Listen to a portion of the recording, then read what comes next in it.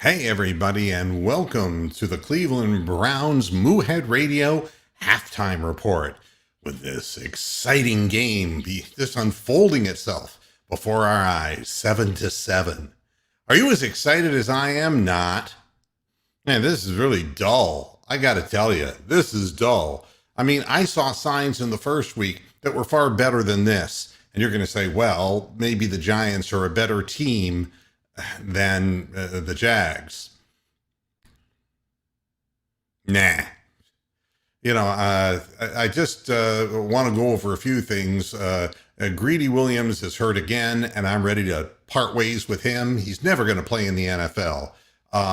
Never going to play at this level. He's never going to be healthy, and he cannot play dinged up. It's a bad pick. And it's what I feared was the case, that he lacked physicality and toughness.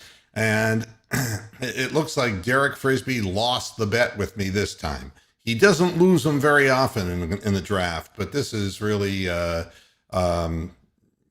it's a story that we're all sick of, is what it amounts to. It's a hamstring, it's a groin, it's a shoulder, it's a that, and they always last 3 times longer than they should. He's not going to be ready for the season, so let's move on from Greedy Williams and just go from there.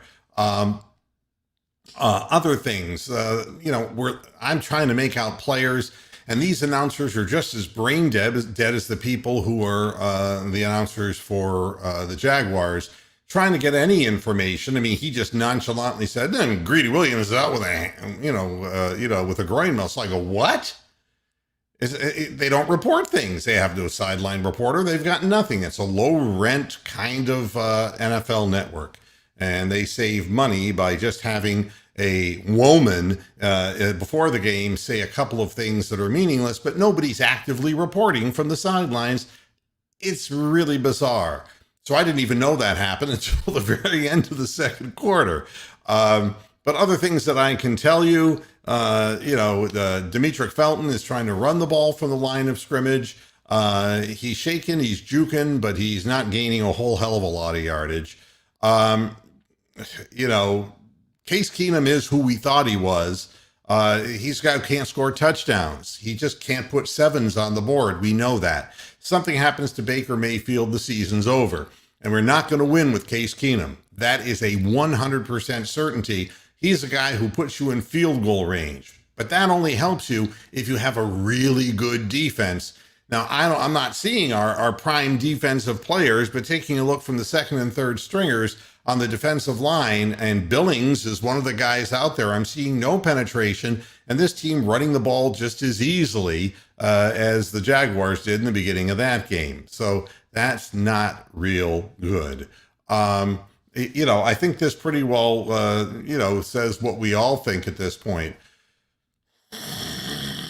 Yeah, this is a snooze, and they can hype it all they want by saying Baker Mayfield and Barkley, but no. I mean, maybe Charles Barkley's eating a hot dog somewhere. No. This is a game where players are trying to basically play their way off the field. Now, I do take exception with one thing. KhaDarel Hodge made a great catch in the end zone for a touchdown. The pass that preceded it was late by Case Keenum. He tightens up around the end zone. He threw an out pattern. There was separation. If he'd thrown the ball earlier, a beat earlier, easily Higgins had his man beat. They came back, and he actually made a harder throw in the one that KhaDarel Hodge caught for the touchdown. Besides that, really, what is there to report? They're throwing the ball to a fifth string tight end. We're watching Demetric Felton get a look-see as a running back. And as a kick returner, we saw him in. We see JoJo Natson running an end around and guarding his knee, and basically also catching a few punts. I don't know. There really isn't, I can't analyze a whole lot from this except to tell you that the problem with Lauletta, and you're going to see it in the second half, is accuracy. Clearly, he has a stronger arm than Case Keenum, but his accuracy is dubious. Now, Case Keenum's interception was inexcusable. step up into a pocket, clean pocket, no problem, and you throw it right into a crowd of people? What in the hell is that? And that's not the kind of mistake that a veteran is supposed to make. But there he is making that mistake.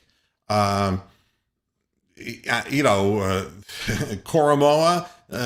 not hearing his name called, seeing his number in the game periodically, not hearing his name called.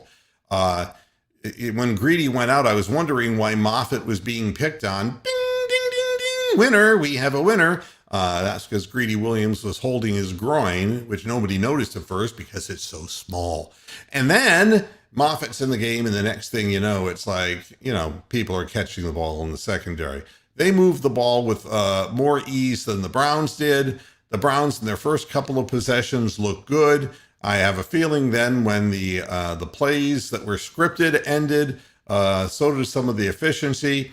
Again, Hudson, the third, fourth, and his future generations offsides on the offensive line. Not a tremendous number of holes except for those first two possessions of the game. It seems that adjustments were made by the Giants. D'Ernest Johnson and Demetric Felton fighting it out, basically, for, if you like that kind of thing, fighting it out for a roster position. I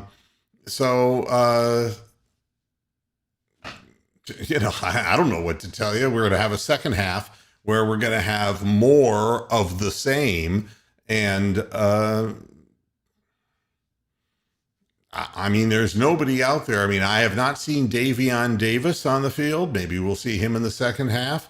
But it's not like I see a whole lot of weapons out there. When I see A.J. Green out there in the secondary, that pretty well, not very good. I did see that for the Ravens, Fort, their linebacker, is out for the season. Another season-ending injury, this time for the Ravens. And L.J. Fort is supposed to be a guy who was resurrected and born again, and they ain't going to see him all year. Bad situation there. It's a knee. Felton didn't look bad, but there were a couple of plays where he was shucking and jiving instead of getting yardage in front of him. And he's thinking too much. He's got to make a decisive cut and go for the hole. And he seems to be quick enough with his feet. The question is can his mind process the hole and where he's supposed to go? And I really don't know. I don't know what else to say. It's not like there is a whole hell of a lot to report in this game. I can sit here and look at the stats for you. I don't know. Let's take a look and see. Is this NFL? Yeah, it is. And we'll go to scores, and we'll go to this glorious game, to the box score. Glennon was 10 of 13 for 86 yards, an average of 6.6 per. That's typical Mike Glennon, except without the usual turnovers. Case Keenum was 9 of 12, but a big interception that should never have happened. Lauletta is 6 of 10 for 41 yards. So on no level is the Browns offense. D'Ernest Johnson, 9 yards a carry, and Felton, 13 yards on 5 carries. That's about it, folks. That's about all. D'Ernest Johnson leads the receiving chorus with 4. That's throwing underneath. KhaDarel Hodge with 2 catches. Jordan Franks with 3, but short catches. Connor Davis, another 6th string tight end. Donovan Peoples-Jones got thrown to once, and of course he caught it. Demetric Felton was open on a long pass, but the pass was inaccurate, and he caught 1 pass for 12 yards. And Rashard Higgins caught 1 pass for 3 yards. And that's really about it. And I'm not seeing any pass rush from the Cleveland Browns second unit defense. I'm not seeing any blitz schemes that appear particularly interesting. It's an exceedingly vanilla game, more so even than the first week, which, the preseason doesn't tell us a hell of a lot. And we know, Bronk, that a lot of us want to just get to the main course here and skip the hors d'oeuvres, but this is what they feed us, so this is what the slop that we eat. Again, this is more lining up with we're hoping nobody gets hurt. We don't want anyone to get hurt, so we're just going to play the worst players we can play. And if they get hurt, too bad. That kind of thing. General Dog is saying that the backup QBs can't get our receivers the ball. What I will say is that Case Keenum is the same guy he's been every single place he's played. He is the second string quarterback, and there's such a huge drop off. He has no testicles whatsoever, and he has bad judgment and a weak arm. I'm not high on that player. He's not, but if Baker Mayfield goes down, the whole team goes down. And I can't tell you again about the defense, but I am watching Newsome in some plays, and he got dragged a few yards by a guy and wasn't hitting particularly hard. I'm trying to keep my eyes peeled for some of these guys, and it's really hard because I'm not familiar with their numbers, for one thing. The announcers aren't helping me out, and there isn't a single Malcolm Smith, but there isn't a single discernible linebacker. Somebody named Lee, and I don't know who these players are. I saw Mac Wilson Sr. in for a player two. I saw his number flash on the screen. That's about it, Not much else to report. So what I'm going to do is this. I'm